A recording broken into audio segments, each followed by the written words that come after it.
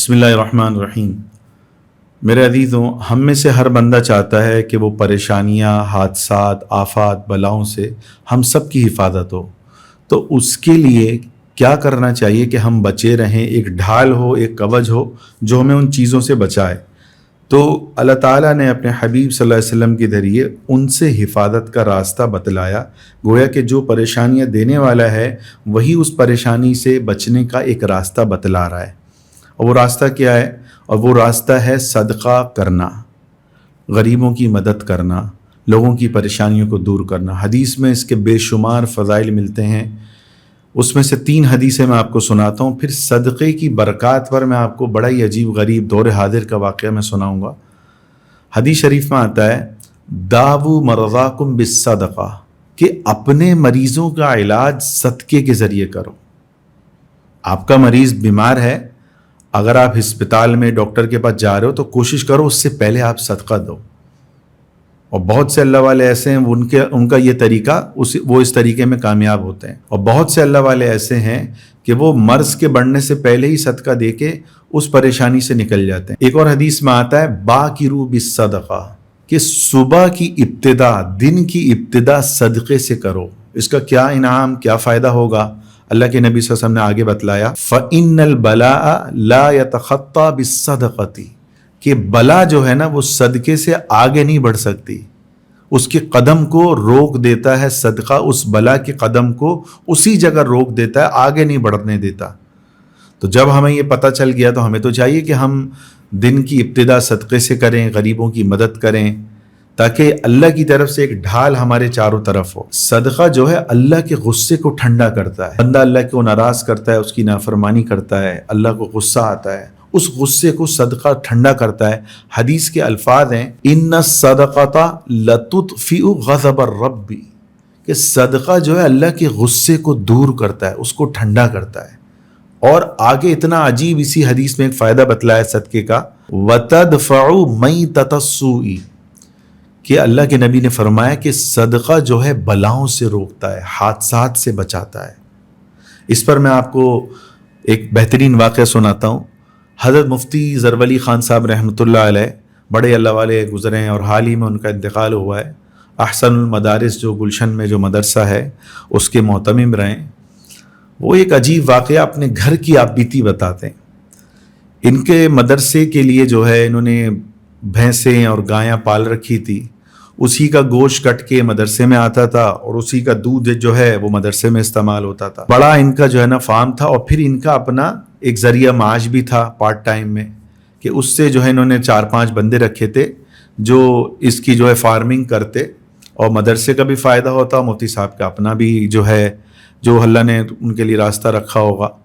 تو مفتی صاحب فرماتے ہیں کہ ایک مرتبہ ایسا ہوا کہ میری بیٹی جو ہے سخت بیماری میں آ گئی، حتیٰ کہ ہسپتال جا پہنچی، اور ڈاکٹروں نے جواب دے دیا۔ اچھا، میں بیان وغیرہ اور یہ بخاری وغیرہ پڑھانا، دینی مصروفیات تھی، تو میری وائف نے مجھے تکلیف دینا مناسب نہیں سمجھا، لیکن جب وہ اسپتال چلی گئی اس کو ہوا کہ کوئی نارمل مسئلہ ہوگا، لیکن ڈاکٹروں نے کہا کہ آپ کی بیٹی کا بچنا مشکل ہے۔ پھر ان کی وائف نے ان کو بتایا تو یہ بڑے چونکے کہ تم نے پہلے مجھے کیوں نہیں بتایا؟ تو کہنے لگی کہ میں نے سوچا کہ میں اس معاملے کو خود ہی ہینڈل کر لوں گی، آپ کے دینی معاملات میں حرج نہ ہو۔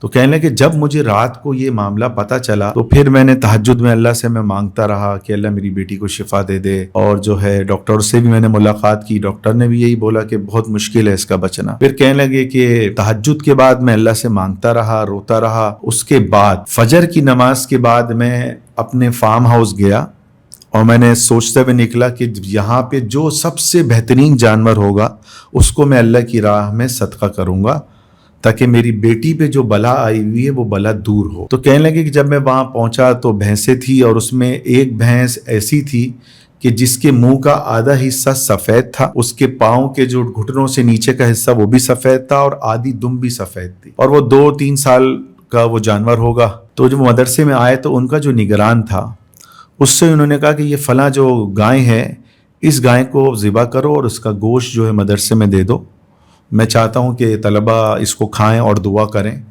تو وہ کہنے لگا کہ حضرت میں نے اس کو 2-2.5 سال سے میں اس کو پال رہا ہوں اور میں نے خاص آپ کے لیے قربانی کے لیے رکھا ہے, 2 سال مجھے اور آپ دیں, یہ اتنا بھاری جانور کر کے میں آپ کو دوں گا, پھر آپ اس کو اللہ کے راستے میں دیجیے گا. تو وہ نگران سے میں نے کہا نہیں تم ابھی ذبح کرو. وہ کہنے لگا کہ نہیں, اگر آپ اس کو ذبح کرو گے تو میں یہ کام چھوڑ کے جا رہا ہوں یہاں سے. کہنے لگا میں نے 2 سال اس پہ اتنی محنت کیا اور آپ کہہ رہے ہیں کہ اس کو, اور آپ خود دیکھیں کتنا خوبصورت جانور ہے. تو میں نے کہا کہ نہیں تم اس کو جو ہے نا صدقہ کرو اور تم اس کو کاٹ دو. تو وہ ناراض ہونے لگا, تو میں نے اس کو منایا اور میں چلا گیا وہاں سے. اور پھر مجھے پتہ چلا کہ میں نے اس کا جو ہے گوشت مدرسے میں آ گیا, اور اس کا گوشت مدرسے میں پہنچا, اور وہاں جو ہے مجھے گھر والی کی کال آئی کہ بھائی جو ہے نا آپ کی بیٹی کو جو ہے اللہ نے شفا دے دی. پھر میں اسپتال پہنچا, ڈاکٹر سے بات کری تو ڈاکٹر بھی حیران, کہنے لگا میں تو, میرے سامنے کا یہ کیس ہے جو ناممکن ممکن ہوا ہے کہ میرے نزدیک اس بچی کے بچنے کی امید نہیں تھی. تو جس واقعے میں دیکھو جب یقین ہوتا ہے نا تو اس چیز کا فائدہ ہوتا ہے. تو کوشش کریں, کتنے ایسے اللہ والے ہیں کہ سالوں سال جو ہے, میں کتنے ایسے لوگوں کو جانتا ہوں, کبھی ATM میں لوٹ لیا, اپنے 3 بچے کو 3 دفعہ لوٹا, باپ کو بھی 2 سے 3 دفعہ لوٹا, گھر میں داخل ہو رہے ہیں دروازے پہ ہی جو ہے پسٹل لگا دی, اور لوگ جو ہیں گھروں میں نہیں, دکانیں ہیں دکانوں میں چوریاں ہو رہی ہیں. تو کوشش کریں صدقہ دے کر بلاؤں کو دور کریں. عربی میں تو عربوں نے ایک کتاب لکھی ہے, کہ عرب عالم نے رد البلاء بالصدقہ اس کا نام ہے. کیا مطلب کہ صدقہ دے کے بلاؤں کو دور کریں. اس میں 200 ایسے واقعات لکھے ہوئے ہیں. میں کوشش کروں گا کہ آہستہ آہستہ ان میں سے کچھ واقعات بیان کروں. تو بھائی اگر آپ چاہتے ہیں کہ آپ کی وجہ سے آپ کے کھاتے میں ہزاروں لاکھوں روپے صدقہ کرنے کا ثواب مفت میں آئے, تو کوشش کریں اس ویڈیو کو صدقہ جاریہ کی نیت سے پھیلائیں. لوگ اس کو دیکھ کے عمل کریں گے, آپ کو مفت میں اجر ملے گا. اور مزید بہترین اصلاحی اسٹوریز سننے کے لیے ہمارے چینل کو سبسکرائب کریں.